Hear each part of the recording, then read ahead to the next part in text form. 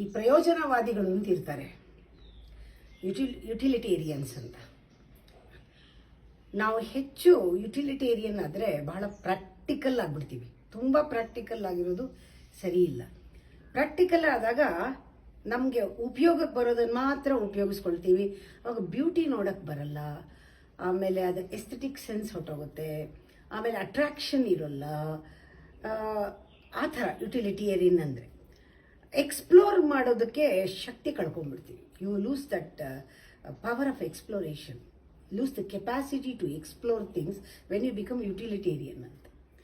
ಅದು ತುಂಬ ಮುಖ್ಯ. ಅದು ನಾವು ಇನ್ನೊಂದು ಸತಿ ಏನು ಮಾಡ್ತೀವಿ, ಕೆಲವು ಸತಿ ನಾವು ಐಷಾರಾಮಿ ಜೀವನ ಬೇಡ, ಸುಖವಾಗಿರೋದು ಬೇಡ, ಜಾಸ್ತಿ ಖರ್ಚಾಗೋದು ಬೇಡ, ಆ ಥರ ಎಲ್ಲ ಯೋಚನೆ ಮಾಡ್ತೀವಿ. ಒಂದು ಆದರ್ಶ ಇಟ್ಕೊಂಡ್ಬಿಡ್ತೀವಿ. ನಾನು ನಡ್ಕೊಂಡೇ ಹೋಗೋದು, ನಾನು ಹಾಗೆ ಮಾಡೋದು, ನಾನು ಹೀಗೆ ಮಾಡೋದು, ನಾನು ಹೋಟ್ಲಿಗೆ ಹೋಗಲ್ಲ, ನಾನು ಇದೇ ರಿಸ್ಟ್ರಿಕ್ಟ್ ಮಾಡ್ಕೊಳ್ಳೋದು ಅದಕ್ಕೆ ಏನು ಹೇಳ್ತಾರಂದರೆ ಅದು ಕೂಡ ಯುಟಿಲಿಟೇರಿಯಸಮ್ನಲ್ಲೇ ಬರುತ್ತೆ.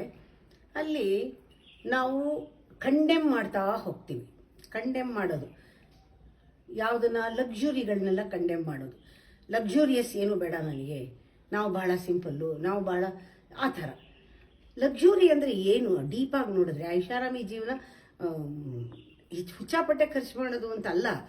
ನಿಜವಾಗ್ಲೂ ಅರ್ಥ ಮಾಡಿಕೊಂಡ್ರೆ ಲಕ್ಸುರಿನಲ್ಲಿ 3 ಬಹಳ ಮುಖ್ಯ. ಒಂದು ಕಂಫರ್ಟ್ ಇರುತ್ತೆ ಲಕ್ಸುರಿನಲ್ಲಿ, ಬರೀ ಯೂಸೇಜ್ ಮಾತ್ರ ಇಲ್ಲ, ಯುಟಿಲಿಟಿ ಥರ ಕಂಫರ್ಟ್ ಇರುತ್ತೆ, ಎಲಿಗೆನ್ಸ್ ಇರುತ್ತೆ. ಕಂಫರ್ಟ್, ಎಲಿಗೆನ್ಸ್, ಎಕ್ಸ್ಪೆನ್ಸಿವ್ ಇರಲಿ, ಎಕ್ಸ್ಪೆನ್ಸ್ ಯಾಕೆಂದರೆ ವ್ಯಾಲ್ಯೂ ಇರುತ್ತೆ ಅದಕ್ಕೆ, ಅದು ಸುಖವಾಗಿರ್ಬೋದು, ಖುಷಿಯಾಗಿರ್ಬೋದು. ಯಾವಾಗ ನಾವು ಅದನ್ನೇ ಕಂಡೆಮ್ ಮಾಡಿಬಿಟ್ರೆ ಪ್ರಾರಂಭದಲ್ಲಿ ಅದೊಂದು ದೊಡ್ಡ ಆದರ್ಶ, ಆಮೇಲೆ you look dull, you become stupid. ಆ ಥರನೇ ಅದು ಆ ಥರ ಇರೋದಕ್ಕೆ ಬೇಕಾದಷ್ಟು ಸಪೋರ್ಟ್ ಮಾಡಿದ್ದಾರೆ.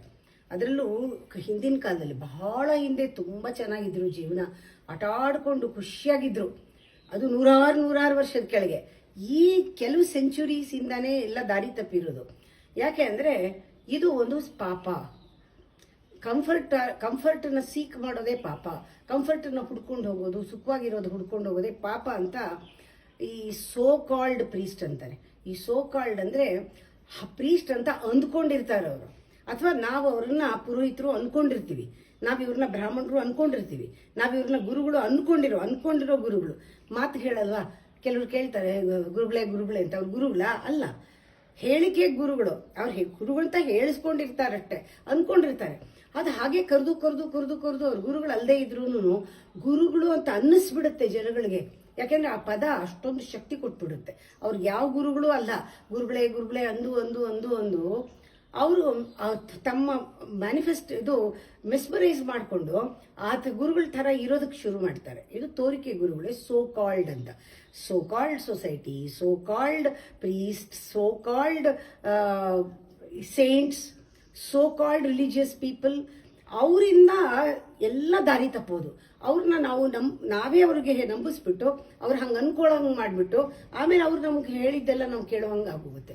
ಹಾಗೆ ಎಷ್ಟೋ ಸತಿ ನಾವು ಆ ರೀತಿ ಪಾಪ ಇದು ಮಾಡೋದು. ಯಾವಾಗ ನಮಗೆ ಅದು ಪಾಪ ಅನ್ನಿಸ್ಬಿಡುತ್ತೆ, ನಾವು ಎಕ್ಸ್ಪ್ಲೋರ್ ಮಾಡೋಕ್ಕೆ ಹೋಗಲ್ಲ. ಯಾಕೆ ಅಂದರೆ ನಾವು point in exploring because you are not seeking for happiness or seeking for luxury. ಯಾವಾಗ ಲಕ್ಸುರಿ ಬೇಡ ಅನ್ಸುತ್ತೆ, ಸೀಕಿಂಗ್ ಸ್ಟಾಪ್ ಆಗುತ್ತೆ. ಸೀಕಿಂಗ್ ಸ್ಟಾಪ್ ಆದಾಗ ಎಕ್ಸ್ಪ್ಲೋರ್ ಮಾಡ್ತಾ ಇಲ್ಲ. ಆವಾಗ ನಿಂಗೇನು ಬೇಕು,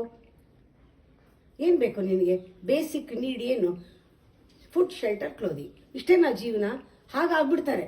ನಮ್ಗೇನು ಬೇಕು ಅಷ್ಟೇ. ದಾಸರು ಹೇಳಿಲ್ವಾ, ಒಂದು ತುತ್ತು ಅನ್ನ ತಿನ್ನಕ್ಕೆ, ಮಲ್ಕೊಳಕ್ಕೆ ಒಂದಿಷ್ಟು ಸೂರು ಜಾಗ, ಇದೆಲ್ಲನೂ ಆದರ್ಶಗಳು ಶುರು ಆಗುತ್ತೆ.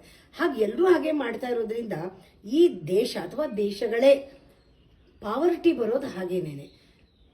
ಯಾಕೆ ಪೂವರ್ ಆಗ್ತಾರೆ ಅಂದರೆ ಬಿಕಾಸ್ ಆಫ್ ಕಂಡೆಮಿಂಗ್ ದಿ ಲಕ್ಸುರೀಸ್. ಒಂದು ಕಡೆಯಿಂದ ಕಂಡೆಮ್ ಮಾಡ್ತಾ ಎಲ್ಲ ದೇಶ ಎಲ್ಲ ಪೂರ್ ಆಗೋದು. ಆಮೇಲೆ ಅದಕ್ಕೊಂದು ಕಾರಣ ಏನಂದ್ರೆ ಇದೊಂದು ಫೇಟ್ ಅಂತ ಬರೆಸ್ಬಿಡ್ತಾರೆ. We take it for granted as it is a fate. ನಮ್ಮ ಹಣೆ ಬರ, ನಮ್ಮ ಜನಗಳ ಹಣೆ ಬರ, ನಾವಿರೋದೇ ಕರ್ಮ, ನಾವು ಬಡವರಿರೋದೇ ಕರ್ಮ, ಪಾವರ್ಟಿನೇ ಒಂದು ಫೇಟ್ ಅಂತ ಮಾಡ್ಕೊಂಡ್ಬಿಡೋದು. ಆ್ಯಕ್ಚುಲಿ ಅದಲ್ಲದೆ ಅಲ್ಲ. ನಾವು ಯಾವಾಗ ನಿಲ್ಲಿಸ್ತೀವಿ ಎಕ್ಸ್ಪ್ಲೋರ್ ಮಾಡೋದನ್ನು, ಆಗ ನಾವು ರಿಚ್ ಆಗಲ್ಲ. ಬರೀ richness not in the material, ಒಳಗೂ ರಿಚ್ ಆಗಲ್ಲ, ನಾವು ಬೆಳೆಯಲ್ಲ ಒಳಗಡೆ. ಆ ಎಕ್ಸ್ಪ್ಲೋರ್ ಮಾಡೋದು ಯಾವಾಗಿರಲ್ಲ, ಕ್ರಿಯೇಟ್ ಮಾಡೋದು, ಇನ್ನೋವೇಟಿವ್ನೆಸ್ ಹೊಟ್ಟೋಗುತ್ತೆ ನಮಗೆ. ಆವಾಗ ನಾವು ಬೆಳೆಯಲ್ಲ, ಆ ಗ್ರೋತ್ ಸ್ಟಾಪ್ ಆಗೋಗುತ್ತೆ. ಇದೇ ರೀತಿ ನಮ್ಮ ಈಸ್ಟರ್ನ್ ಕಂಟ್ರೀಸ್, ಈ ಕಡೆ ಈ ಪೂರ್ವ ದೇಶದಲ್ಲೆಲ್ಲ ಇದೇ ಥರನೇ ಬಹಳ ವರ್ಷಗಳಿಂದ ಹಾಗೆ ಮಾಡಿ ಮಾಡಿ ಮಾಡಿ ಜನಗಳು ಬಹಳ ಡಲ್ ಆಗಿರೋದಕ್ಕೆ ಇದೇ ಕಾರಣ. ಕಂಡೆಮ್ ಮಾಡ್ತಾ ಬಂದಿರೋದು, ಇದು ಪಾಪ ಇದು ಮಾಡಬಾರ್ದು ಅಂತ ಹೇಳ್ತಾ ಬಂದಿರೋದೇ ಇದಕ್ಕೆ ಕಾರಣ. ಆ್ಯಕ್ಚುಲಿ ಪ್ಲೇಫುಲ್ನೆಸ್ ಅಂತೀವಿ. ಆ ಪ್ಲೇಫುಲ್ನೆಸ್ ಅನ್ನೋದು ಒಂದು ರೀತಿಯ ಆಚರಿಸುವ ಒಂದು ಮನೋಧರ್ಮ, ಎಲ್ಲವನ್ನೂ ಕೂಡ ಸಂಭ್ರಮಿಸುವ ಮನೋಧರ್ಮ. ಆ ಪ್ಲೇಫುಲ್ನೆಸ್ ಅನ್ನೋದು ಮಗು ಥರ, ಅದು ಇನ್ನೋಸೆಂಟ್ ಆಗಿ ಅದು ಎಂಜಾಯ್ ಮಾಡೋ ಮನೋಧರ್ಮ. ಅದು ನಿಜವಾಗ್ಲೂ ಮೂಲ ಎಕ್ಸ್ಪ್ಲೋರ್ ಮಾಡೋಕ್ಕೆ. All discoveries are from playfulness. ಇದೇ ಮೂಲಾಗ್ರವಾಗಿ ಹೋದಾಗ ಪ್ಲೇಫುಲ್ ಆಗಿ, ಇನ್ನೋಸೆಂಟ್ ಆಗಿ ಎಂಜಾಯ್ ಮಾಡೋ ಮನಸ್ಸಿರೋದು. ಅಂಥವರು ಜೀವನನ ಸೀರಿಯಸ್ ಆಗಿ, ಪ್ರಾಕ್ಟಿಕಲ್ ಆಗಿ, ಹೀಗೆ ಇರಬೇಕು ಹಾಗೆ ಇರಬೇಕು ಕಟ್ನಿಟ್ಟಾಗಿ ತಗೊಳ್ಳೋದೇ ಇಲ್ಲ, ತಗೊಳ್ಳೋ ಅವಶ್ಯಕತೆ ಇಲ್ಲ. ಜೀವನನ ಸೀರಿಯಸ್ ಆಗಿ ತಗೊಳ್ಳೋ ಅವಶ್ಯಕತೆ ಇಲ್ಲ. ಜೀವನ ಹಗುರವಾಗಿ ತಗೊಳ್ಬೇಕು ಜೀವನನ. ಆವಾಗಲೇ ಅದು ಆನಂದ ಪಡೋಕ್ಕೆ ಸಾಧ್ಯ. ಆಚರಿಸೋನಿಗೆ ಎನ್ಲೈಟನ್ಮೆಂಟ್ ಆಗೋಕ್ಕೆ ಸಾಧ್ಯ. ಯಾವಾಗ್ಲೂ ಕೊರಗ್ತಾ, ಯಾವಾಗ್ಲೂ ಅದು ನಾನು ಬಹಳ ಸಿಂಪಲ್ ಆಗಿರ್ತೀನಿ ಅನ್ಕೊಡೋರು ಬಹಳ ಕಾಂಪ್ಲೆಕ್ಸ್ ಆಗಿರ್ತಾರೆ. ನಾನು ಅಂತ ಲಿಮಿಟ್ ಮಾಡಿಕೊಂಡ್ರು ಬಹಳ ಸ್ಟಬರ್ನ್ ಆಗಿರ್ತಾರೆ. ಅವರು ಫ್ಲೆಕ್ಸಿಬಲ್ ಆಗಿರಲ್ಲ. ಹಾಗಾದಾಗ ಏನಾಗುತ್ತೆ, ಆ ಕಾಂಪ್ಲೆಕ್ಸಿಟಿ ಬಂದ್ಬಿಟ್ಟಾಗ ನಿನಗೆ ಆ ಎಂಜಾಯ್ ಮಾಡೋದು ಹೊರಟೋಗುತ್ತೆ. ಅಂಥವ್ರಿಗೆ ಎನ್ಲೈಟನ್ಮೆಂಟ್ ಆಗೋದು ಬಹಳ ಕಷ್ಟ. ಅದಕ್ಕೆ ಫಸ್ಟು ತಿಳ್ಕೊಬೇಕು, ಟಾರ್ಚರ್ ಮಾಡ್ಕೊಳ್ಬೇಡ ನಿನ್ನನ್ನು ನೀನು. ಸಾಕು ಟಾರ್ಚರ್ ಮಾಡ್ಕೊಂಡಿದ್ದು.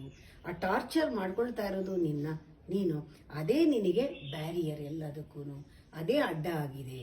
ಯುಟಿಲಿಟೇರಿಯನ್ ಆಗೋದು ಬೇಡ. ಆಮೇಲೆ ಹೆಚ್ಚು ಅದನ್ನು ಎಕ್ಸ್ಟ್ರೀಮ್ಗೆ ಇದು ಬೇಕಾಗಿಲ್ಲ, ಲಕ್ಸುರಿಗೆ ಬೀಳೋದು ಇಲ್ಲ.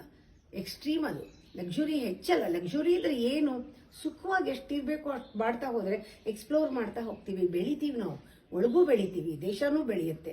ನಾವು ರಿಚ್ನೆಸ್ ಬರುತ್ತೆ. ಆ ಇನೋವೇಟಿವ್ನೆಸ್ ಹೋಗಬಾರ್ದು, ಆ ಜಾಯ್ ಆಫ್ ಇನೋವೇಷನ್ ಹೋಗಬಾರ್ದು, ಜಾಯ್ ಆಫ್ ಕ್ರಿಯೇಷನ್ ಹೋಗಬಾರ್ದು.